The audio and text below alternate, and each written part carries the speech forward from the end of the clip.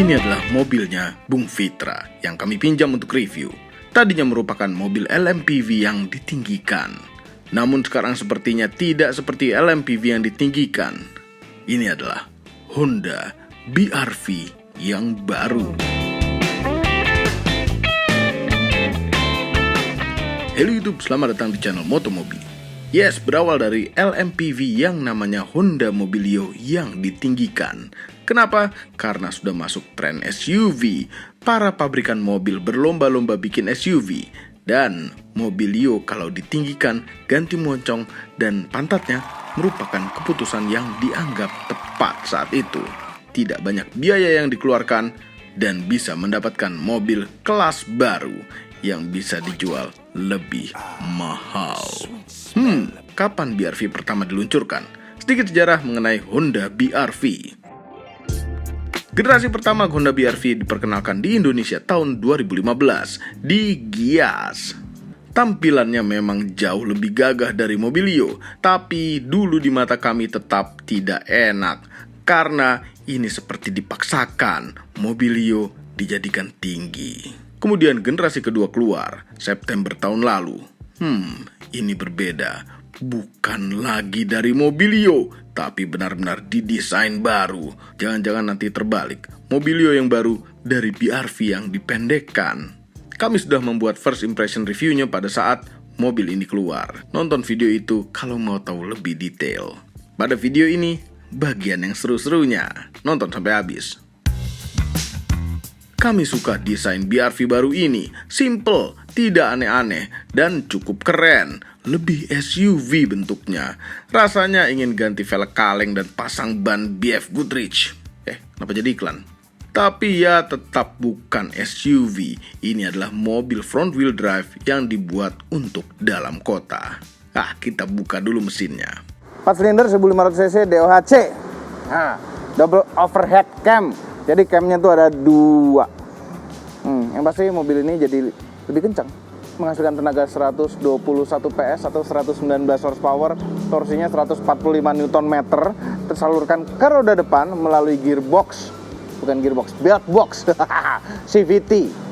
Iya, kami tidak pernah suka CVT, tapi akhir-akhir ini udah ngerasain CVT. Beberapa CVT itu enak. Kemudian kuncinya, ini simple, kecil, mudah-mudahan tidak gampang hilang, dan bisa menyalakan mobil dari jauh. Nah, ini bisa nyalain mobil dari jauh. Kami sering gagal nyalain mobil dari kunci. Kita coba sekarang.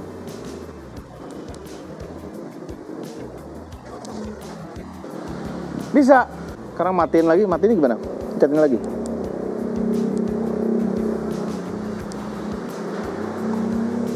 Dah, mati. Nah, ini kunci kalau misalnya kita baru keluar dari mobil.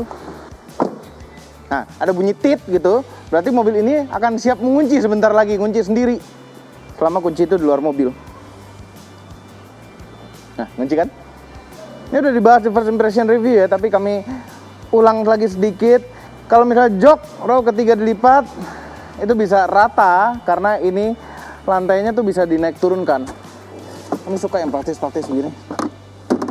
Duduk di row ketiga juga sudah pernah dipraktekkan di first impression review. Kami tidak mau mengulang 2 kali. Kecuali kalau ada Om Gendut, kita praktekin Om Gendut suruh duduk sini. Cuma dia lagi traveling.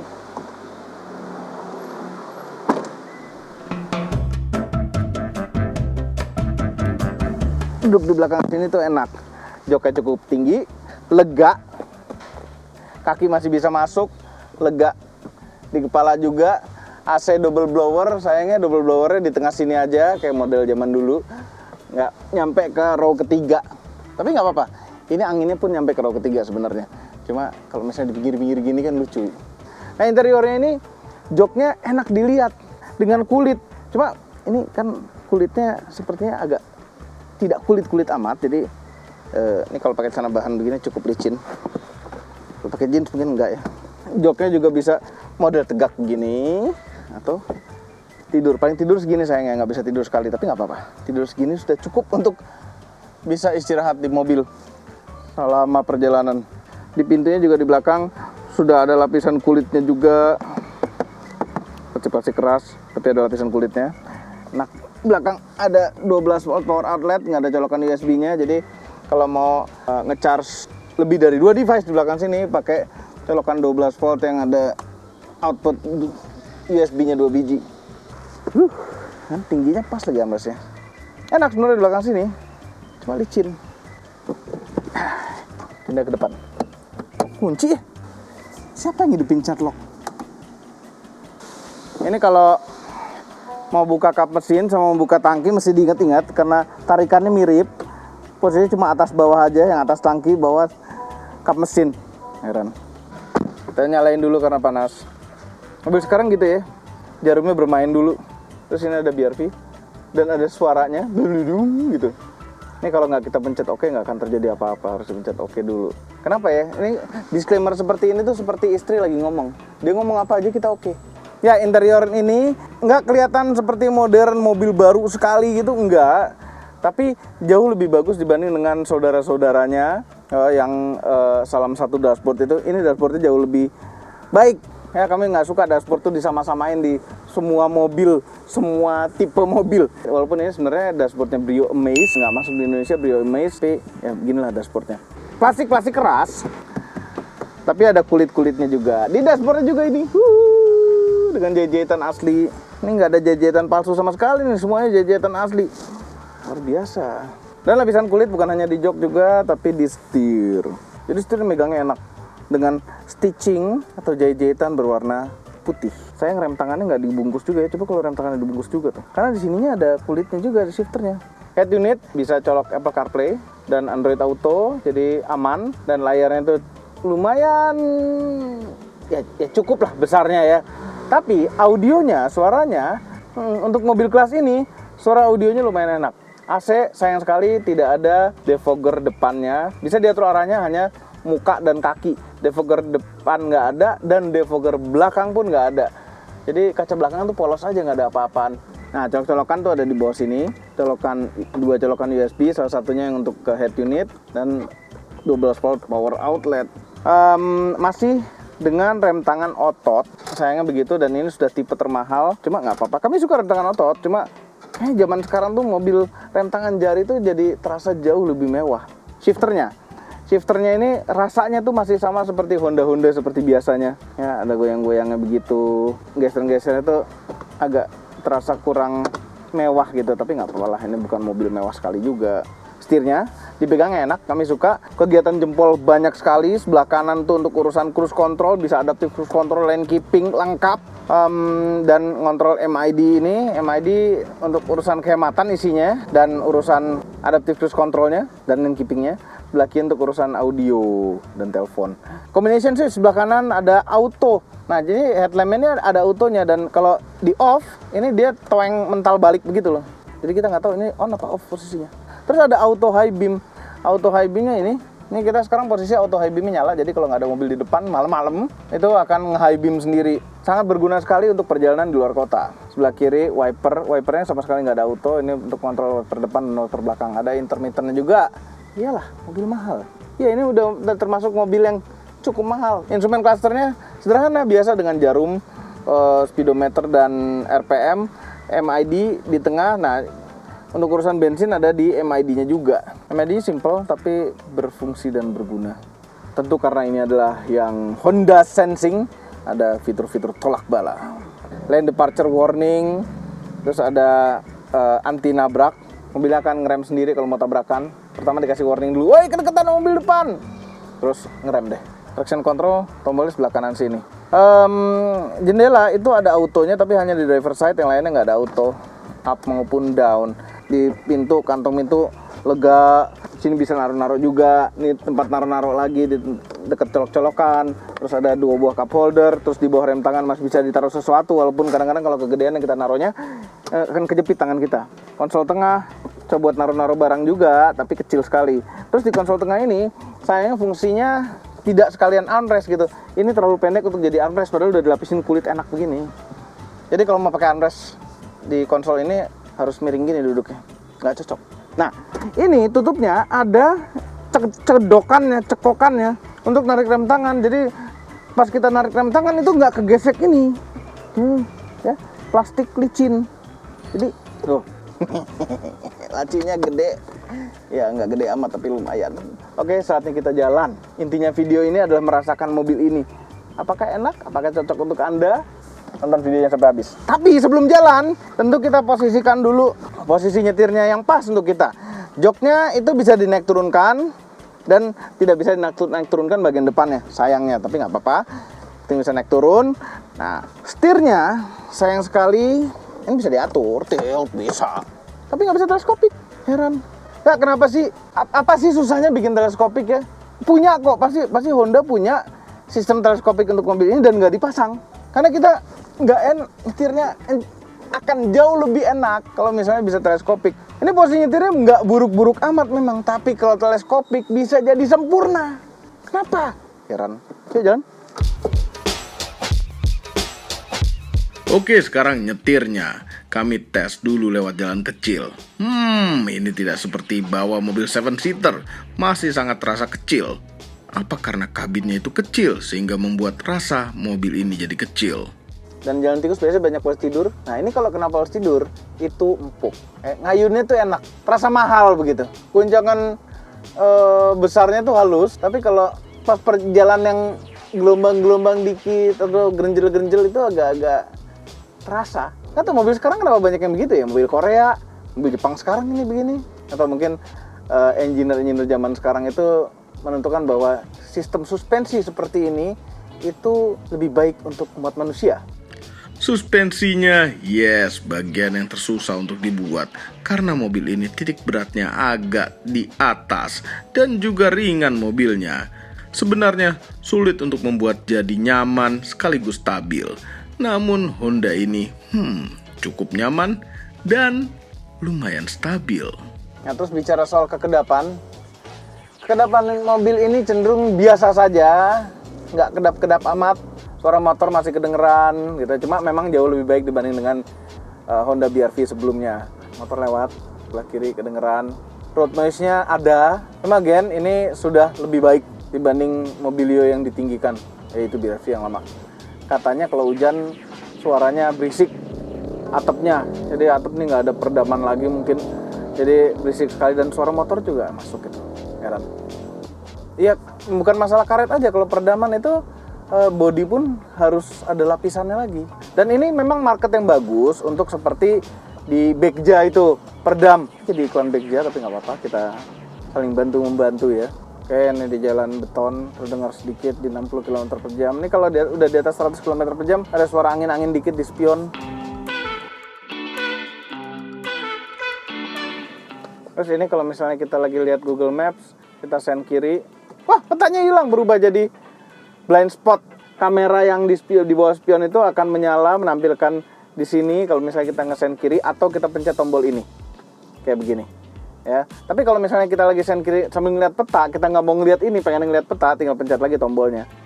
Ini mobil lagi jadi pada gepeng-gepeng gitu. Karena ini memang kamera wide angle ya. Tapi sebenarnya kamera seperti ini bagus ya. Andai kanan dan kiri gitu loh. Ya kami sudah sampaikan di review Honda Civic, kalau kanan dan kiri akan lebih baik karena blind spot itu bukan hanya ada di kiri tapi juga ada di sebelah kanan. Ini kecepatan tinggi nggak hilang-hilang loh, harus dipencet lagi. Oke, kita aktifkan cruise controlnya.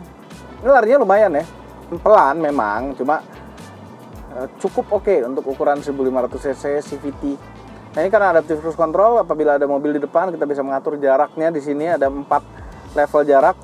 Kalau misalnya kita set cruise controlnya di atas kecepatan mobil depan, mobil ini akan otomatis ngikutin kecepatan mobil depan. Adaptive cruise control. Nah, kalau dipencet tombol ini ada lane keeping-nya. Apa dia nyetir sendiri? Ayo. Dari kemarin dipakai nyala kok.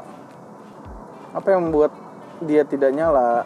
Dia udah ngedetek garis, tapi kalau kena garis akan bertolak sendiri tuh. Dia akan geter-geter, ngasih tahu ya, semacam stick shaker. Dia akan bergetar seperti ban atau velg yang tidak di-balance. Ini kalau kita nyetir manual, artinya nggak pakai adaptive cruise control. Kalau kita terlalu dekat dengan mobil depan, MID akan bilang juga, dan kalau udah mau nabrak, mobilnya akan ngerem sendiri. Kemudian kalau misalnya kita lagi di lampu merah, kita nggak sadar, mobil depan udah maju. Sebelum mobil belakang klakson, mobilnya udah ngasih tahu sendiri, "Oi, mobil depan udah maju." Nah ini udah nih, Akhirnya, oh di bawah 80 nggak bisa. Tahu-tahu hidup tuh. Oke, nyetir sendiri sekarang. Setirnya belok sendiri. Tapi steering required, minta pegangin. Apa yang terjadi kalau nggak dipegang? Ya udah kelepas tuh. Gini kan enak. Nih buat kalau kita ke Surabaya lewat tol Trans Jawa.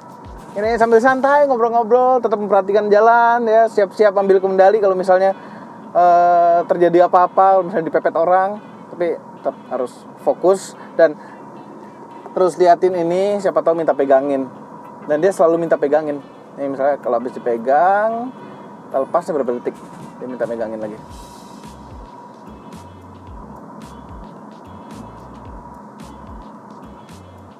Lama juga ya? Udah, steering required. Terus rasa remnya, walaupun ini rem belakangnya masih tromol, well itu nggak pengaruh apa-apa sebenarnya, tapi rasa remnya enak, oke. Nggak seperti rasa rem Honda zaman dulu. Iya, Honda yang zaman sekarang rasa remnya oke. Honda improve banyak loh. Enak kan suspensinya kan? Enak. Kayak City Hatchback nggak mirip nggak?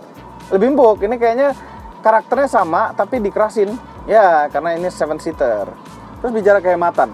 Kalau di luar kota, kita tes irit-iritnya di kecepatan 80 km per jam, itu bisa 1,23 atau 23 km per liter. Nah kalau dalam kota, keadaan lancar dan kita nyetir sehemat-hematnya itu bisa 15 km per liter. Kalau normal-normal aja, ya mungkin plus minus 13 km per liter. Ini mobil hemat sekali, kami suka. Hemat tapi tenaganya ya cukup oke. Tapi seberapa kencang? Kita tes 0-100 nya. 18 km per liter di kecepatan rata-rata kecepatan rata-rata 18 km per jam, 11,2 km per liter. Kan dari tadi diem. Ini kalau kita riset sekarang, sayangnya cruise control itu tidak bisa sehemat kaki kita sih. Oke, ini yang kita tes sekarang. Kalau misalnya kita di 80 km per jam, kita set 80. Aslinya berapa? 76,9. Bedanya sekitar 5%. Pas. Itu biasanya perbedaannya itu gara-gara di luar negeri biar orang nggak banyak ngelewatin speed limit nggak sengaja. Jadi dikasih lagi spare 5%. Tes 0-100 km per jam Honda BR-V. Oke, sekarang saatnya kita tes 0 ke 100 km per jam. Siap-siap, matiin traction control. Kemudian transmisi di sport. AC belakang mati. AC depan blowernya 1 dan suhunya di low yang terendah. Sayangnya pada pengetesan kali ini kita bawa stick golf. Ada back golf di belakang. Oke, metode pengetesan kita itu dari rem langsung pindah ke gas. Tidak ada penahanan. 1, 2, 3.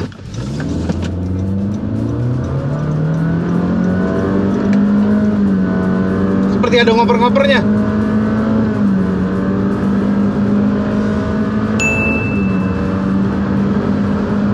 Wow, tetap pakai AC. Lupa biasanya tes 0-100 itu nggak pakai AC. 10,91 detik. Not bad at all. Ini kencang. Ya nggak kencang banget tapi kencang. Oke. Wah, di bawah 11 detik. Tadinya kami pandang sebelah mata BR-V ini. Namun, memang tidak sekagum kami pada Honda Civic, tapi yang ini boleh juga. Coba cek, ada warna apa saja. Warna putih ini memang bagus, Opal White namanya. Namun ngecatnya, ya gitu. Ada 5 pilihan warna dan semuanya warna netral. Mana warna merah? Mana warna biru? Mana warna hijau? Hanya ada warna yang aman dipakai. Bagaimana dengan harganya?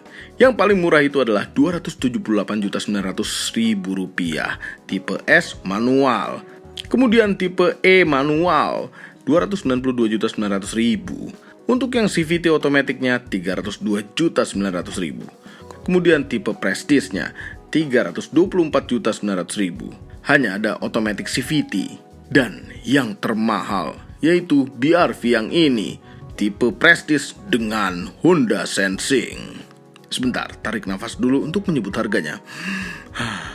Rp342.900.000. Ya, memang teknologi Honda Sensing ini berguna, apalagi kalau beneran pada keadaan yang tidak diinginkan.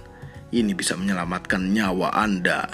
Jadi selisih untuk Honda Sensing ini bisa dibilang tidak mahal karena menyangkut nyawa.